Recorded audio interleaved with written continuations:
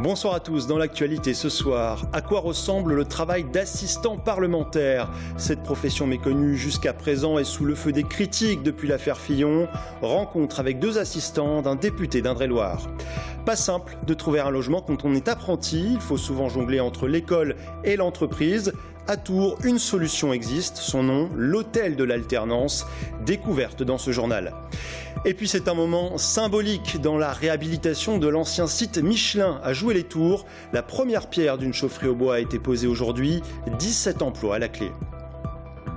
Bienvenue à tous. On commence ce journal par les fortes rafales de vent qui soufflent depuis cet après-midi, jusqu'à 90 km/h par endroit en Indre-et-Loire et sur la partie ouest du Loir-et-Cher.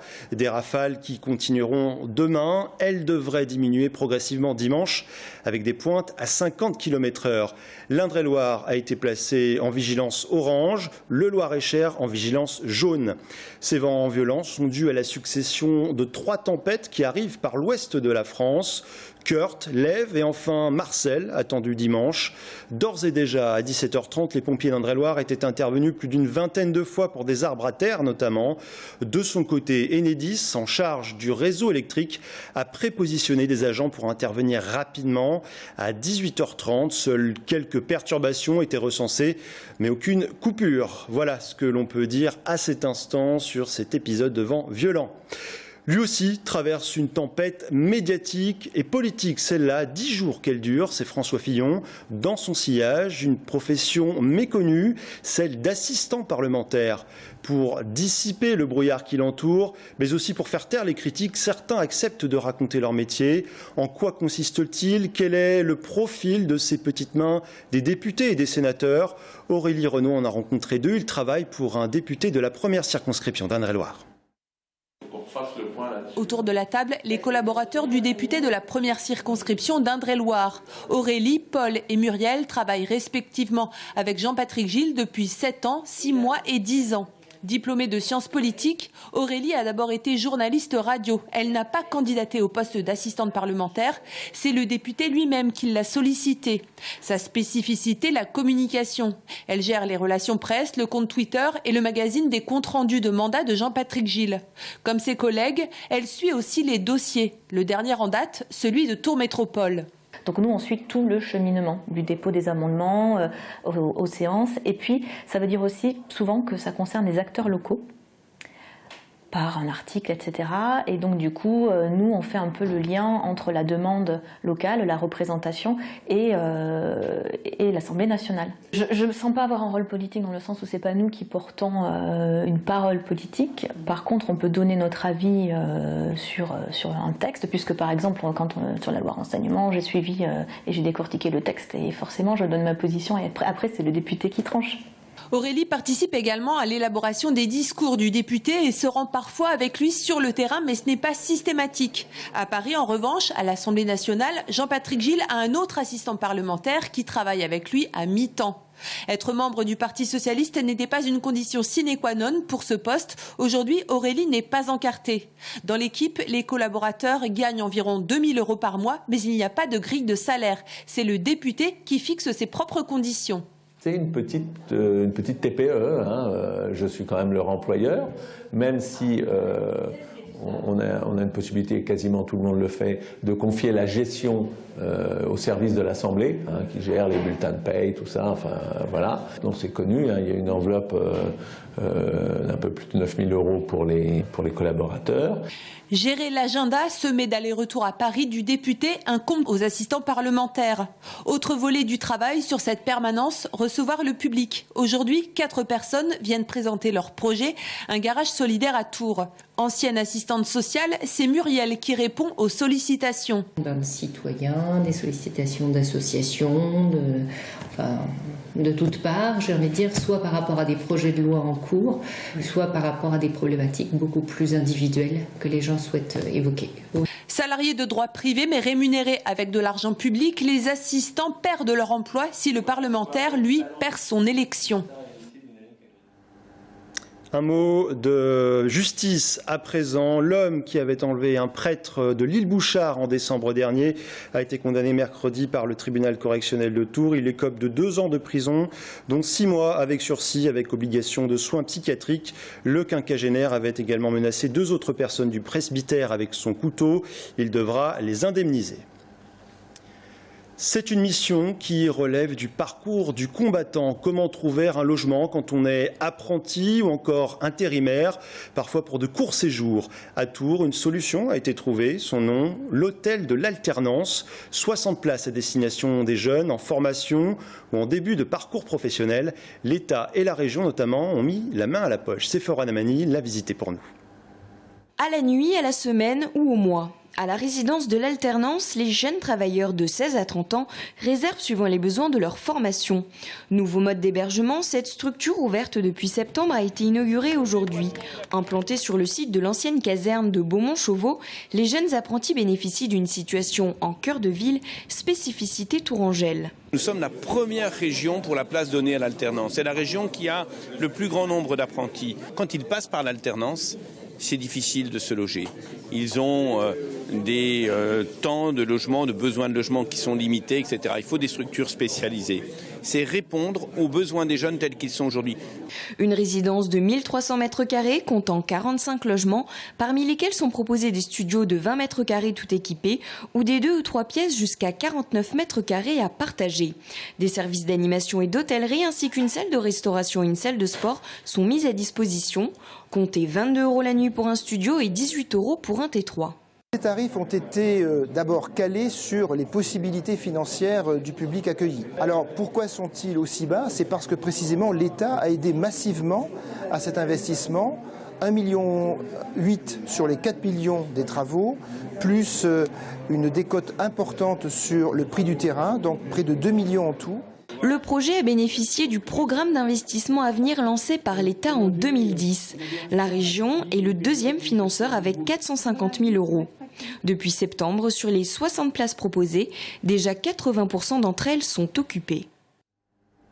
Politique à présent et cette officialisation aujourd'hui de ce que nous vous avions annoncé en début de semaine. 3 élus de l'équipe municipale de Tours héritent de nouvelles missions suite à la démission de Françoise Amiot le 20 janvier dernier.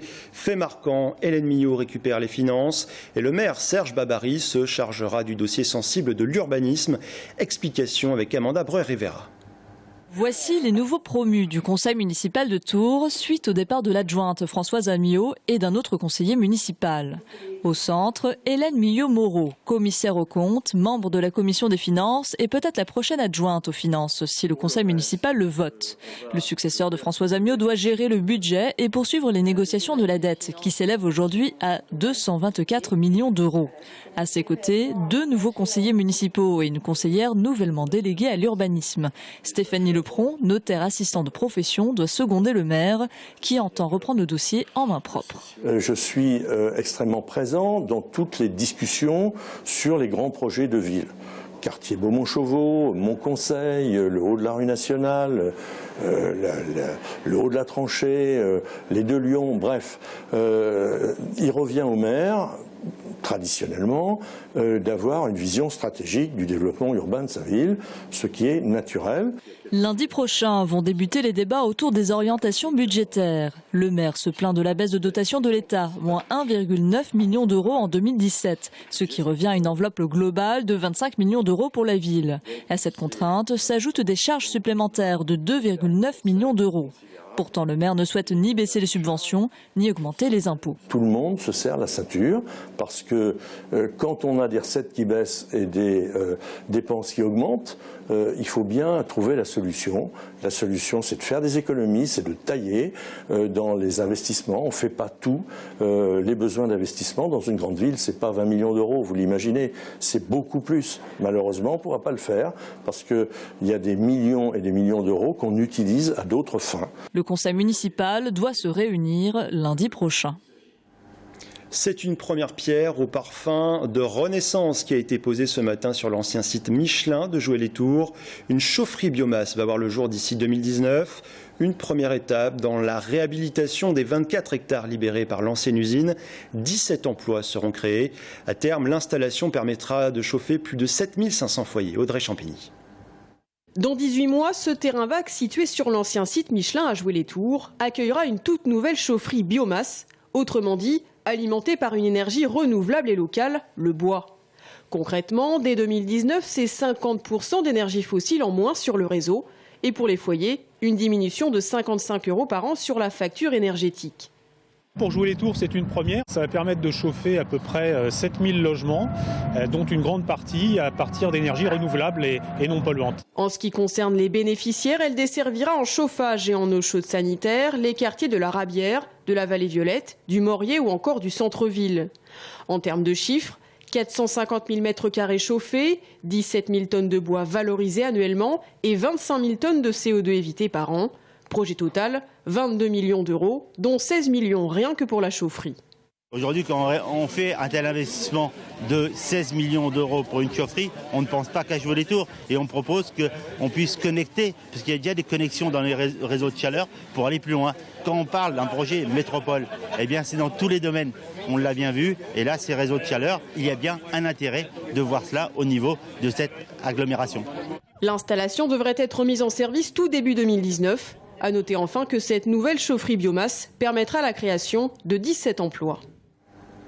Sport à présent, avec d'abord les suites de l'altercation entre le président du Tours FC, Jean-Marc Ettori, et Laurent Aguazi, joueur de Niort et ancien de la maison Bleu Ciel.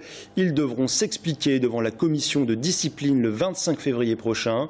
Après la rencontre entre le TFC et Niort, la semaine dernière, les deux hommes s'étaient copieusement insultés dans les couloirs du stade de la Vallée du Cher. Vous avez déjà certainement entendu parler de la capoeira, cet art martial afro-brésilien. Eh bien, une école basée à Amboise propose aux enfants de s'y essayer dès 3 ans. Un bon moyen d'apprendre la maîtrise de soi tout en s'amusant. Découverte dans l'une des antennes de cette école, dans le quartier du Sanitas à Tours, avec Aurélie Renaud. En fait, c'est juste qu'il faut essayer de pas trop se tromper dans les mouvements.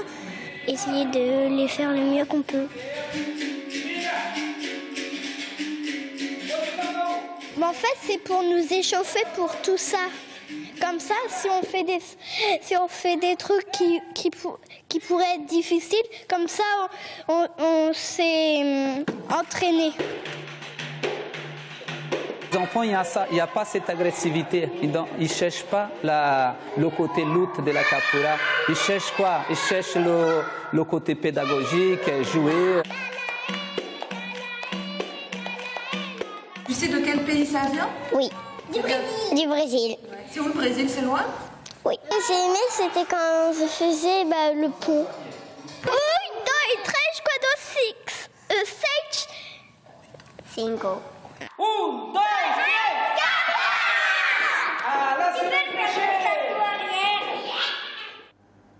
À droite, le Penelope Gate rebat les cartes pour la course à la présidentielle. François Fillon peut-il encore se présenter? Alain Juppé, qui avait reçu le soutien des centristes à la primaire, doit-il revenir? Reste avec nous.